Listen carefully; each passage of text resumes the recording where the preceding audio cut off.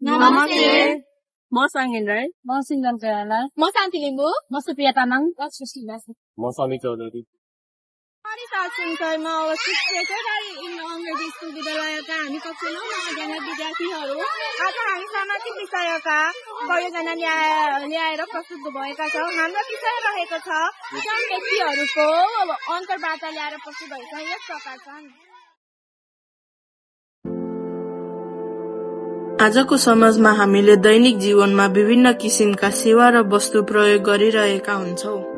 बिहान घरबाट निस्किएपछि कोही कपाल काट्न जान्छन्, कोही ताजा तरकारी किन्न हतारिन्छन्, कोही आफ्नो लुगाफाटा हेर्ने पसलतिर लाग्छन्, त कोही सौन्दर्य सेवा लिने सोचमा हुन्छन्। यस्ता ससाना तर जीवनका महत्वपूर्ण पक्षलाई सहज बनाउने स्थानहरू पछाडि कोही न कोही मेहनती व्यक्ति लुकेका हुन्छन्, जो ती सेवा वा सामान हामीसम्म पुर्याउन दिनरात लागि परेका हुन्छन्।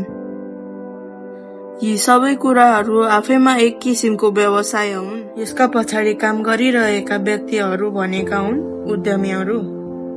उनीहरू आफ्ना सिप, पुँजी, समय र जोखिम लगाएर समाजमा रोजगारी पनि सिर्जना गर्छन् र सेवा समेत दिन्छन्। उद्यमशीलता भनेको केवल ठूलो उद्योग चलाउनु मात्र होइन, सानो ठाउँबाट सुरु गरेर समाजमा केही फरक ल्याउने सोच राख्नु पनि हो। अब हामी एकजना उद्यमी व्यक्तिसँग अन्तर्वार्ता गर्न गइरहेका छौँ। हजुरको नाम के हो? शर्मिला बस्नेत। हजुरले यो व्यवसाय कहिलेदेखि खोल्नुभएको? लगभग 5-6 वर्ष भयो। 5-6 वर्ष भयो। तपाईँले यो व्यवसाय गर्नु भएको बेला चुनौती के आयो? तपाईँले यो व्यवसाय खोल्नुभएको बेला हामीले त लकडाउनको बेलामा गरेको धेरै चुनौती आयो। जस्तै कस्तो चुनौतीहरू? अब बन्दमा व्यवसाय गर्न सुरु गर्यो, बन्द गर्नु पर्यो, अब त्यत्तिकै भाडा तिर्नु पर्यो, त्यही हो अहिलेको स्थितिमा। यो व्यवसाय चाहिँ कति आम्दानीमा सुरु गर्नुभएको? यो व्यवसाय मैले लगभग 7-8 लाख। यो व्यवसाय तपाईँले किन सुरु गर्नुभएको?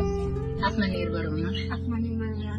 यो व्यवसाय गर्नुभन्दा अघि तपाईँले के व्यवसाय गर्नुहुन्छ कि अरू कुनै? घरमा पनि किराना गर्थे। तपाईँको दिनचर्या चाहिँ कस्तो हुन्छ यो व्यवसायमा? एकदम राम्रो, आउने जाने दिनचर्या बित्दैछ, व्यापार अलिअलि हुँदैछ, राम्रै हुँदैछ। तपाईँले दिनमा जस्तै कति आम्दानी पाउनुहुन्छ? यो अब एकै किसिमको हुँदैन, जति पनि हुन्छ 8-10 हजार, 5-7 हजार, हेरी 15-20 हेरी हुन्छ। कस्तो सेवा सुविधा प्रदान गर्नुहुन्छ त यो व्यवसायबाट? सेवा सुविधा भनेको अब लेडिज जेन्ट्स बच्चा ठुलो सबैको लागि छ सामानहरू। विश्वमा यो व्यवसायलाई कुन स्थलमा देख्न चाहनुहुन्छ? अब व्यवसाय त गर्दै जाम, राम्रो हुँदै गयो भने अझै ठुलो बढाउँदै जान मन छ। आजको युवाहरूलाई तपाईँले व्यवसाय कुनै पनि व्यवसाय खोल्दाखेरि के सल्लाह दिन चाहनुहुन्छ? अहिलेको स्थितिमा व्यवसायमा साह्रै छैन, हेर सुझाव त के दिनु, ठिकै छ गर्दै जाँदा। हाम्रो दर्शक सूत्रहरूलाई के भन्न चाहनुहुन्छ? अन्त्यमा सबैजनाले एकवटा व्यवसाय गरौँ, आत्मनिर्भर हौँ, टाइम दिउँ, पैसा बचत गरौँ, त्यही भन्न चाहन्छु। धन्यवाद। यस अन्तर्वार्तामा उहाँले समय दिनुभएकोमा उहाँलाई धन्यवाद दिन चाहन्छु। यस अन्तर्वार्ता मार्फत हामीले उहाँको कपडाको पसल र व्यवसायप्रति उहाँको सोचका केही पाटाहरू बुझ्न पायौं। यस्ता साधारण तर मेहनती उद्यमीहरू हाम्रो समाजको आधारशिला हुन्। यो सम्पूर्ण प्रस्तुति हाम्रो समूहको सामूहिक प्रयासबाट सम्भव भएको हो। त्यसैले म हाम्रो टिममा सबै सदस्यहरूलाई पनि धन्यवाद दिन चाहन्छु।